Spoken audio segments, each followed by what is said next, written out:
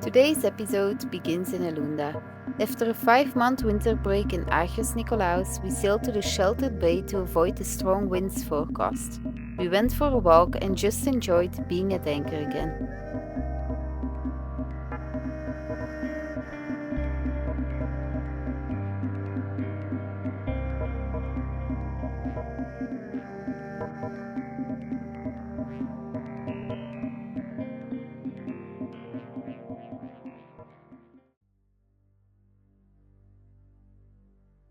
Located off the coast of Crete, Spinalonga has a rich history that has captured the imagination of many. Once a fortress built by the Venetians in the 16th century to protect against Ottoman invasion, the island later served as a leper colony in the early 20th century.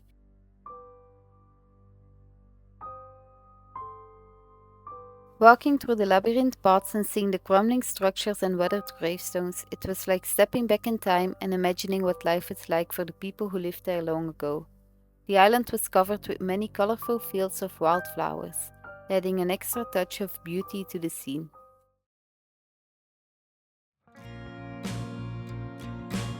We gathered with fellow sailors we had met in Agios Nikolaos for a barbecue and bonfire. It was wonderful to chat, share stories, and dream of the future under the twinkling stars.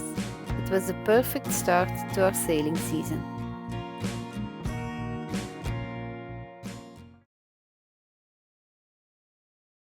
Mickey, a friend we met last year, joined us on our boat. We enjoyed a relaxing time at anchor and even endured our windiest night yet, with gusts of over 50 knots. Our dinghy flipped over, but luckily Mickey and Greg managed to restart the outboard. When the wind died down, we went for a walk through the rugged beauty of Calydon, near the town of Elounda. Then it was time to prepare for departure and say goodbye to our liveaboard friends.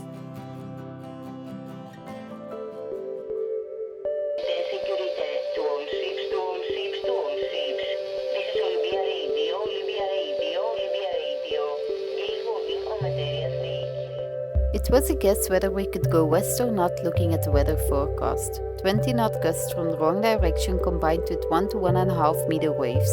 We reefed the mainsail and decided to give it a go.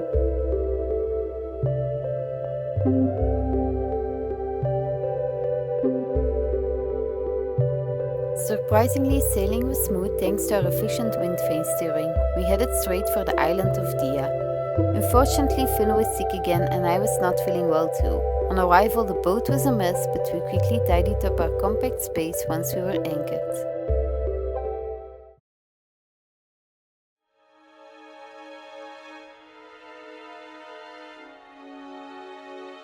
The island of Dia lay silent and desolate, its abandoned houses whispering secrets of lives long gone.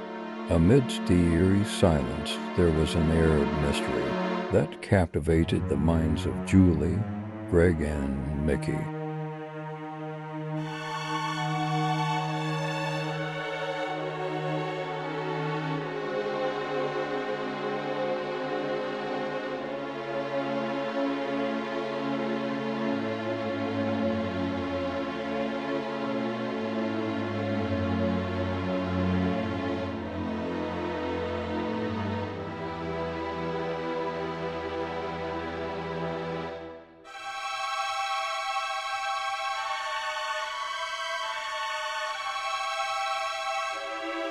As they ventured deeper, the signs of a sinister past became unmistakable.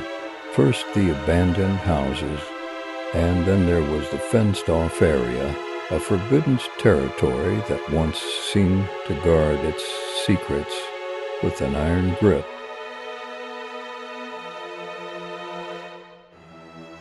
Julie, Greg, and Mickey were not able to uncover the mystery and went to the church to seek further answers.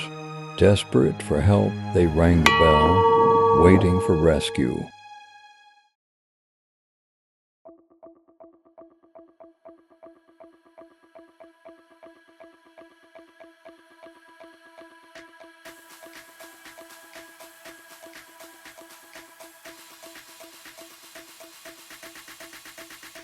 We went on our first overnight sail of the year to Monemvasia.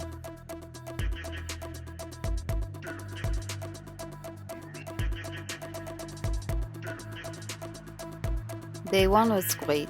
We sailed most of the time and Greg made pizza. The vibe aboard was excellent. When the sun set, the wind calmed down, so we had to use the engine all night. It was foggy and a bit spooky, but the next morning we saw a beautiful sunrise. On day 2, strong winds rocked the boat, making Finn and me seasick, but we reached Monemvasia before sunset. As our boat approached the imposing rock fortress, I was filled with awe.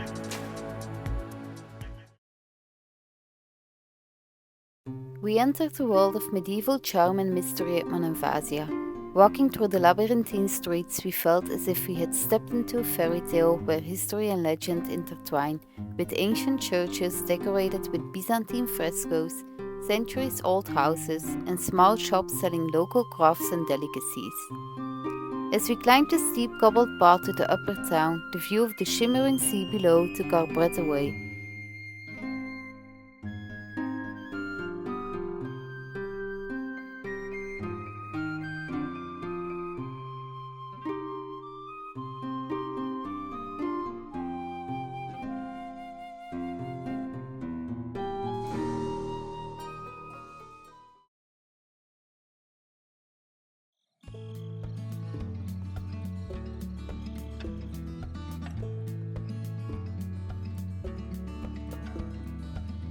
The highlight of this trip was definitely the fish that we caught. 1 hour after we set sail, bam, our fishing line went tight.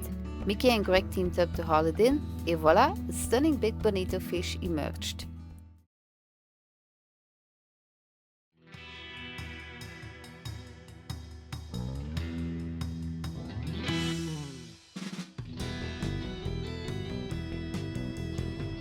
We sailed through some pretty strong winds, around 35 to 40 knots. Steering the boat by hand was tough because we had to stay super focused. Luckily the waves were on our side this time, which made the rough sea a bit easier to handle. Upon arrival, the sky had an eerie yellow tint due to the presence of Sahara dust particles in the air, evoking a surreal, almost apocalyptic scene.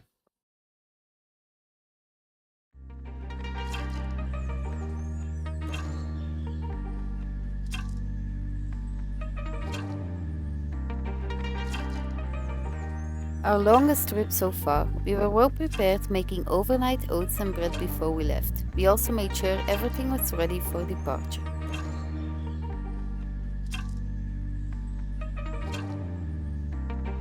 Our first day at sea followed the usual routine of adjusting to life aboard during a longer passage. Finn had a brief illness, but found comfort in the cockpit, where he rested for the day.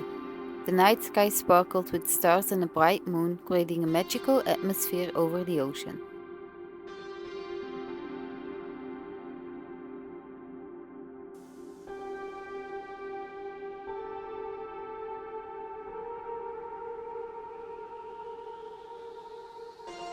On the second day, our journey took an exciting turn when we spotted the sperm whale on the horizon. I was so excited, jumping up and down with pure joy. The wind picked up, pushing us forwards into the night, and we celebrated a successful catch of a big-eyed tuna at sunset.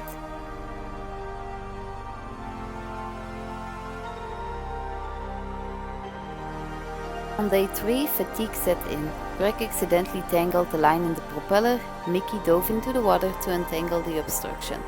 With fatigue weighing heavily on us, the day felt like a struggle against the elements.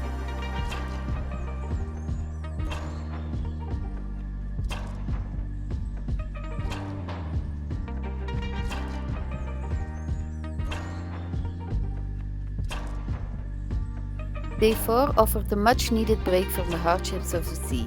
We relaxed with books and enjoyed delicious meals made from our fresh catch. Our boat also became a sanctuary for tired birds, some of which were unfamiliar to us.